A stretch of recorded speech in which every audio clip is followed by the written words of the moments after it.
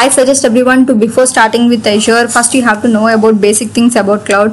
To understand the exact definition of cloud computing, you should go with the definition of cloud computing by NIST. So what is this NIST means? This NIST is given a exact definition of cloud computing in a PDF format in the online. So National Institute of Standards and Technology. So the definition of cloud, you will get a PDF when you search for this. So go through this PDF, then you will know exactly what cloud computing is. So before understanding of cloud computing, you should understand three concepts here. First concept is essential characteristics. What a cloud computing should have characteristics like. It should have on demand, on self-service, like on the demand it should have give self-service, and next it should have a broad network access, and it should have resource pooling, and it should have a cloud computing, a cloud platform should have a rapid elasticity, and it should have a measured service life. So what if you don't know what about these definitions, you can go through this PDF, then you will understand what is these things related to. So Azure is providing all these things at a good proper efficient manner. So I suggest this Azure is very best website to go with the cloud hosting and everything. If you're cloud computing, then you also should know about deployment models. What are the deployment models are like clouding. Coming to cloud computing, you have four. One is for private cloud, and second is public cloud, and you will have a community cloud, and you will also have a hybrid cloud. So understand about these cloud differences, basic differences between these things, then that will be good enough for you. And next, one more thing you should know about this cloud computing, like cloud things, there is service models. Like coming to service models, you will have three types of service model. We can say as four types, but that is not used.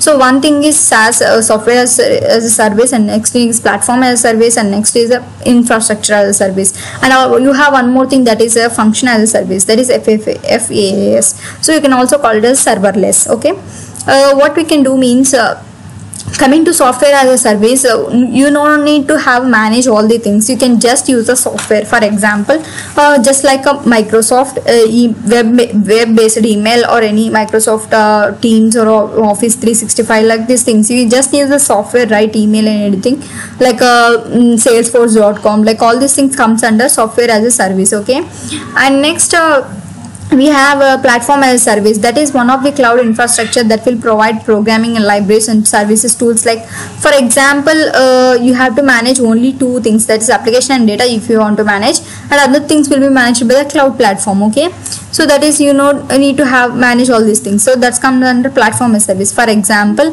if you have taken as Azure, then platform as a service will be app services, or you will have a SQL database you have to manage, right?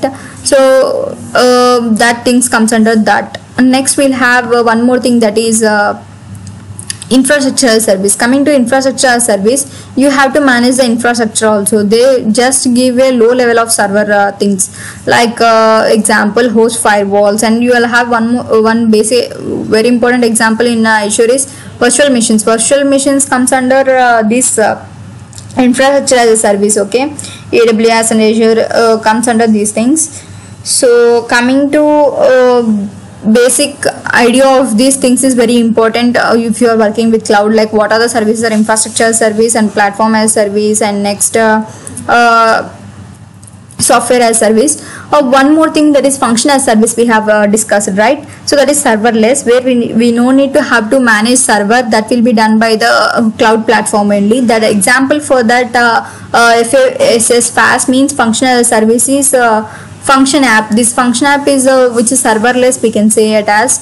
So that is one example for that type of category, which we can see in the Azure portal. We can create these things. We will discuss all these things, each and every resource in a brief manner in the upcoming videos. So stay tuned to us and subscribe to our channel. So click on the bell icon to get notified each time when we upload a new video. So these are the basic things which you have to learn before going to web things. So I will give you show you one diagram, so that will be cleared about the SaaS, PaaS and those things.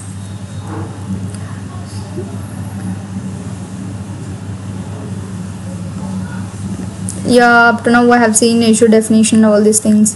So here you can see the on-premises, where is a traditional cloud thing where we have to manage all the things you have to manage.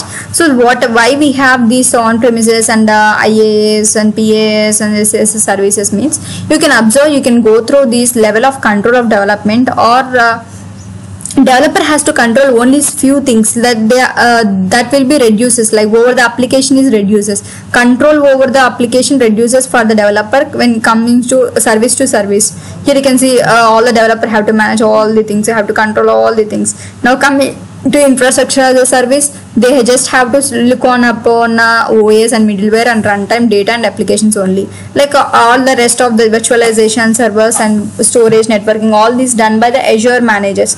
Like the example for this infrastructure is we have VM, okay, and next platform as a service, where we have to get service as a platform only, like applications and data, we have to get all these things here. So like Salesforce.com, like those things, runtime, middleware, and all this can be done by Azure managers.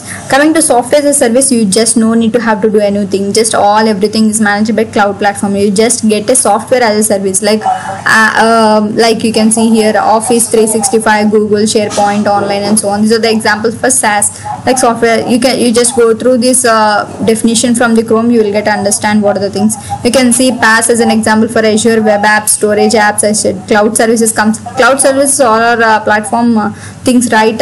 We have in the Azure or AWS. So next we have infrastructure as a service, where we have like OS, network connectivities, etc. Which are the examples for this is Azure VM. I said, virtual machines and virtual networks comes under this infrastructure as a service. They will provide a low level of infrastructure. You will also have to manage all the things when it comes to infrastructure as a service. Like you can see, you can manage data and runtime, middleware, and OS also here. So it is your responsibility to manage that OS for the virtual machine. So this comes under infrastructure as a service. So now you can see the services which listed in the Azure portal are of different types of services this Azure is providing. So that will help you to identify and differentiate each and every service, what type of service that is, if you know about this basic differentiation between SaaS, PaaS, and software service. So these things I have to include in this video. And